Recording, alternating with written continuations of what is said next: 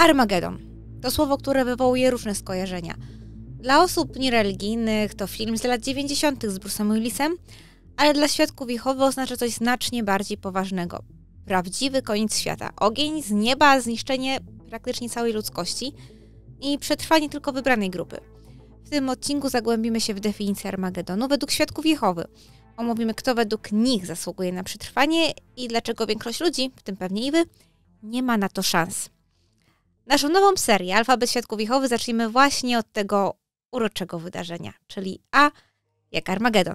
Cześć, jestem Sara i razem z moim mężem prowadzę kanał Światusy, na którym przede wszystkim omawiamy zasady organizacji Świadków Jehowy. Zestawiamy je z kryteriami grupy destrukcyjnej.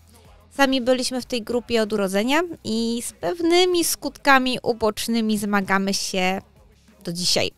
Jeśli jesteś pierwszy raz na kanale, napisz, czego chciałbyś się dowiedzieć o Świadkach Jehowy.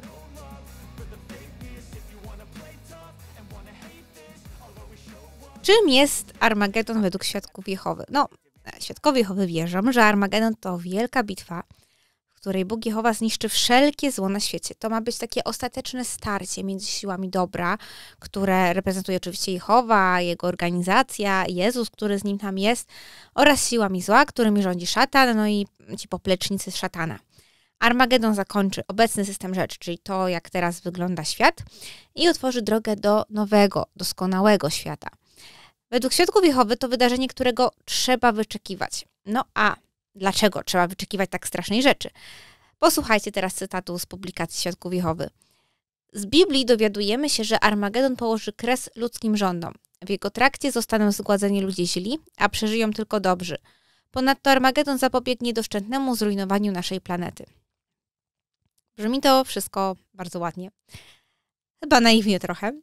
Ale w sumie jakby się tak zastanowić, to kto nie chciałby żyć na świecie wśród samych dobrych ludzi? Zwłaszcza jak jestem załamana i zniesmaczona różnymi wiadomościami ze świata, tym jak jest zniszczona planeta i tym, co boję się po prostu różnych rzeczy. To jednak to może brzmieć kusząco. Mały problem robi się oczywiście ze świadkowską definicją tego, kto jest dobry i kto zasługuje na to, by przetrwać Armagedon. Ale zanim wyjaśnimy, kto może przetrwać to wydarzenie, jak powinno się do niego przygotować, to może skupmy się przez chwilę na tym, jak świadkowie Jehowy wyobrażają sobie sam Armagedon, to wydarzenie.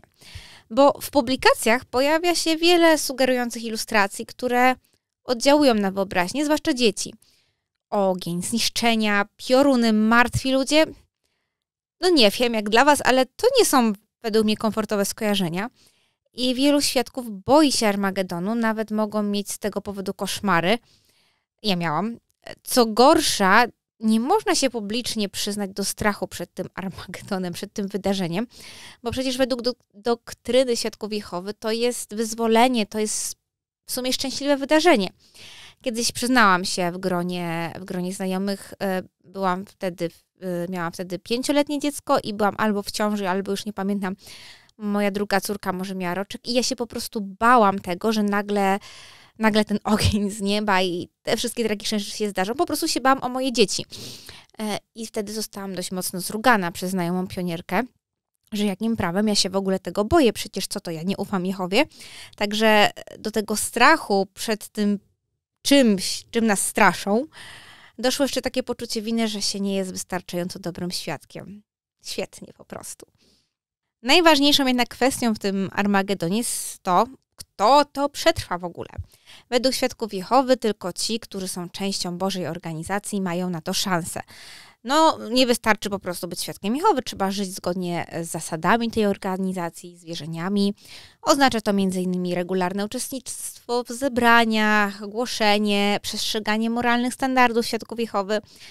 Dla osób spoza tej grupy szanse na przeżycie są, a właściwie były niemal zerowe, bo ostatnio pojawiła się opcja skruchy last minute, taka wiecie, ostatnia szansa, ale to jest nowość w wierzeniach i więcej na ten temat mówimy w tym odcinku. Tutaj macie przekierowanie, bo jest to dość skomplikowany temat doktrynalny, więc nie będę wam teraz mieszać. Jednakże cała masa dzieciaków dorastała w przekonaniu, że Armagedon będzie zaraz, a ich bliscy, na przykład babcia albo koledzy z podwórka zginą, bo przecież nie opowiedzieli się po stronie Jehowy. Więc fajnie, że teraz niby jest opcja skruchy last minute, ale pamiętajcie, że wiele osób żyło w przeświadczeniu, że w sumie wszyscy zginą, poza świadkami Jehowy. Dla świadków Jehowy Armagedon to wydarzenie, na które trzeba się przygotować. Wierzę, że może nadejść lada dzień, a sam Armagedon ma poprzedzać wielki ucisk, dlatego przygotowują sobie też różne zapasy, takie jak konserwy, woda i inne niezbędne rzeczy. Nazywają to nawet takim plecakiem ucieczki, plecakiem przetrwania. I zgodzę się, że to jest bardzo praktyczna rzecz, bo w sumie nigdy nie wiadomo, co się może wydarzyć i jakby nie jestem przeciwko samym takim plecakom i pewnego rodzaju zabezpieczeniom. Ale jednak życie w ciągłym strachu, w ciągłym niepokoju i oczekiwaniu na największą katastrofę w historii ludzkości, myślę, że nie wpływa dobrze na psychikę i wiem, że na mnie w swoim czasie nie wpłynęło. W dodatku takie życie w oczekiwaniu na Armagedon wpływa na takie codzienne funkcjonowanie świadków Jehowy, bo na przykład odmawiają transfuzji krwi, co oczywiście nie musi być, ale może być ryzykowne w nagłych sytuacjach medycznych. Stosują też ostracyzm wobec byłych członków, co prowadzi do społecznej izolacji. Takie praktyki są postrzegane jako przygotowanie duchowe do ostatecznej bitwy, czyli z jednej strony mamy takie przygotowanie typowo fizyczne, bo się coś może wydarzyć i tego nie wszyscy świadkowie przestrzegają, ale tego takiego przygotowania duchowego, że muszę być cały czas świadkiem, muszę być czujna, bo to, czy przyjmę dzisiaj tę ofertę pracy, może wpłynąć na to, że za 2 lata, gdy na przykład przyjdzie Armagedon, ja nie będę już tak duchowa, jak jestem teraz i zginę. Także to bardzo smutne i przerażające. Podsumowując, Armagedon według świadków Jehowy to nie jest tylko apokaliptyczna wizja, ale konkretne, codzienne przygotowania i życie w nieustannym napięciu. To wiara w to, że tylko nieliczni, wybrani przetrwają, podczas gdy reszta świata zostanie zniszczona. Dajcie znać, co wam kojarzy się z Armagedonem i czy jeśli na przykład macie jakieś powiązania ze świadkami Jehowy, to oczekiwaliście tego wydarzenia z radością, czy właśnie ze strachem? No i napiszcie koniecznie, o czym byście posłuchali w następnej części tej serii, czyli B jak... No właśnie. Do zobaczenia w następnym odcinku. Nie zapomnijcie subskrybować kanału, nie zapomnijcie zajrzeć na nasze Instagramy, Żywoty Sary i Żywoty Edwina i trzymajcie się ciepło. Cześć!